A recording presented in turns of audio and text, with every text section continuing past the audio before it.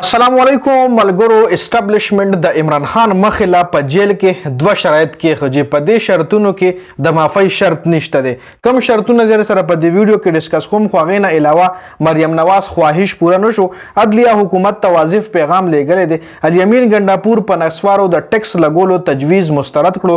د عمران خان رهایی دپاره چې کوم د عمران خان د رهایی د یرې نه د پنجاب حکومت چې کوم دی د عمران خان خلاف د کاروایی کولو فیصله کړې ده. څه کاروایی پې اوس د پنجاب حکومت کوي په هغې باندې هم تفصیل تاسو سره شریکوم. بل د پی ټي آی په اسلام آباد کې چې کوم مرکزي دفتر هغه ولې سیل کړلی شو په هغې سره هم ډېر غټ اپډیټس دي. مریم نواز ته عدالتي نوټس هم جاري شو. دا ټول تفصیلات په دې ویډیو کې تاسو سره ډسکس کوم. ویډیو خپله هم مکمل وګورئ او مخکې ملګرو سره ضرور شریکوئ. په دې ویډیو کې ټول ډومبې په نسوارو باندې خبره کوو ځکه کې پی کې باندې په نسوارو باندې ټیکس لګېدو چې اوس هغه بل چې کوم دی الیمین ګنډاپور مسترد کړی دی. جی تاسو له دې معلومه چې په کې پی کې چې کوم حکومت ته په هغې باندې د الیمین ګنډاپور حکومت ته کې الیمین ګنډاپور د کې پی کې وزیر اعلی دی.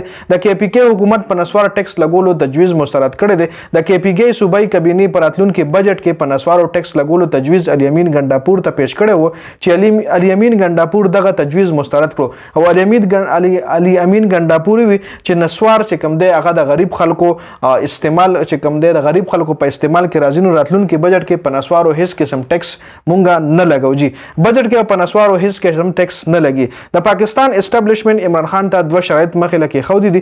سینیر صحافي عمران ریاض ویلي که چېرې پی ټي آی اسټابلیشمنت مطلب د کم سینیر صحافي د عمران ریاض هغه سره چې کوم اپډیټس راځي هغه بالکل اتھنټیک نیوز وي. هغه ویلي دي چې د اسټابلیشمنت ډایرکټلی عمران خان سره هیڅ قسم رابطه نشته دی. جی هیڅ قسم د دوی براه راست تعلقات نشته دی. البته داسې خلک وایي چې هغوی د اسټابلیشمنت او د پی ټي آی ترمنځ د رابطو کولو کوشش کوي او د هغوی په ذریعه عمران خان ته پیغام هم رسول کیږي. اوس چې کوم دوه شرایط عمران خان ته کېښودل شوي دي کې ډومبنی شرط چې کوم دی هغه دا دی چې پی ټي آی او عمران خان دی مونږ ته مطلب دا وخت راکړي چې عمران خان به رهایی نه پس حکومت خلاف یا اسټابلیشمنت خلاف بیان بازی نه کوي. لکه دوه شرایط یې ورله کېښودي دي عمران خان له په جیل کې. که چېرې ته رها شو یو شرط به د ستا دی چې ته به د حکومت خلاف او د اسټابلیشمنت خلاف بیان نه کوې او دویم شرط به دی. اوس آیا عمران خان به دا شرط مني که نه؟ خو دویم شرط چې ورله کوم خولی دی هغه دا دی چې که چېرې عمران خان د جیل نه رها شي او د هغه چې کوم د پی ټي آی کارکنان دي ای به هیڅ قسم د حکومت خلاف نه احتجاج کوي نه به د حکومت راغورځولو کوشش کوي. دی ولا هم شرط کېښودی دی. دا دوه غټ شرایط یې ورله مخې له کېښودي دي چې یو به د اسټابلیشمنت او د ادارو خلاف بیان وایي نه کوي بل به د حکومت راغورځولو کوشش نه کوي. دا دوه اسټابلیشمنت چې کوم دی دغه اسټابلیشمنت یا وټ ایور څه هم دي دا د عمران خان مخې له دا دوه شرایط کېښودل شوي دي. جی آیا اوس په عمران خان دا شرایط ومني که نه دا به راتلونکي ټایم کې پته لګي. بل د مریم نواز خواهش پوره نه شو. چیف جسټس لاهور های کورټ چې کوم نمونه پنجاب حکومت ته ورکړي چې دا نمونه خصوصي عدالتونو کې ولګوئ. اوس پنجاب حکومت د هغه ججز منظوري ورکړې ده چونکې دې نه مخکې تاسو ته دې حوالې سره ما الریډي خبر درکړی چې مریم نواز ورله ویل چې ماله د ججز لیسټ راکړه او زه په هغې کې خوښوم ججز به زه سلیکټ کوم او هغه ججز بیا د 9 مۍ چې کومې فیصلې دي یا انسداد عدالت انسداد دهشتګردي عدالتونو ججز به هغه لګي نو به بیا فیصلې کوي. نو عدالت ولوي چې دا غیر قانوني دی. تاله چې زه کوم نمونه های کورټ درکوي په هغې به صرف ته دسخط کې ته پکې نه خوښې دا رستا دغه نه دی. جی نو هغه نمونه چې کوم لاهور های کورټ ورکړي وو نو هغه نمونه پنجاب حکومت منظور کړي دي. 12 ججز چې کوم دي هغه شپږ انسداد دهشتګردي عدالتونو کې په ډیوټۍ باندې ولګېدل.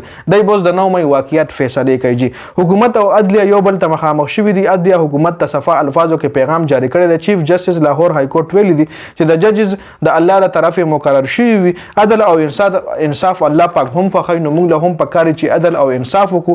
جج نوکر نه وي او د هغه سره د نوکرۍ د تلو یره هم نه وي او موږ حکومت یا ادارو سره هیڅ قسم دشمني نشته دی. خو که چېرې د عدالتونو احترام څوک نه کوي نو بیا موږ هم د هغوی احترام نه کوو که هر څوک وي. بل د پی ټي آی اسلام آباد مرکز دفتر چې کوم دی سیل کړل شوی دی او انتظامیه دا خبره کوله چې یاره دا دفتر چې کوم دی دا غیر قانوني دفتر دی او دا دفتر تجاوزاتو کې راځي. جی تجاوزات د حکومت ځمکه وي چې په هغې باندې څوک کور جوړ کړي یا د حکومت چې کوم لینډ وي نو هغې باندې کور جوړول بیا داسې وي یا دفتر جوړول یا دکان جوړول دا تجاوزاتو کې راځي. نو دوی وایي چې د پی ټي آی کوم د اسلام آباد د دفتر او مرکزي دفتر دا هم تجاوزاتو کې راځي. نو پرون د هغه دفتر دیوالونه غورځول شوي دي. د دې هر څه باوجود د پی ټ آی پرون په سړکونو باندې خیمې لګولې وي او هلته اجلاس هم کړی، د اجلاس نه پس بیا پی ټ آی پریس کانفرنس هم کړی دی. د عمران خان رهایی د یارې د وجې پنجاب حکومت په عمران خان باندې د کاروایی کولو فیصله کړې ده. په جیل کې د ادارو خلاف بیان ورکولو باندې حکومت د عمران خان خلاف کاروایی کولو فیصله کړې ده. کابینه د دې فیصلې منظوري هم ورکړې ده او کېدای شي په دې مقدمه کې په عمران خان د غدارۍ دفعات هم ولګي. مطلب یو قسم لوز د پنجاب حکومت وایي که دا سړی رها شو نو راشه په ده باندې اوس نه دفعات ولګو. د وایي په جیل کې د اسټابلیشمنټ خلاف یا د ادارو خلاف چې کوم بیانات کړي دي اوس په هغه بیانات باندې په عمران خان باندې یو بله مقدمه درج کولو کوشش روان دی. دا اپډیټس ډېره زیاته مننه. والسلام.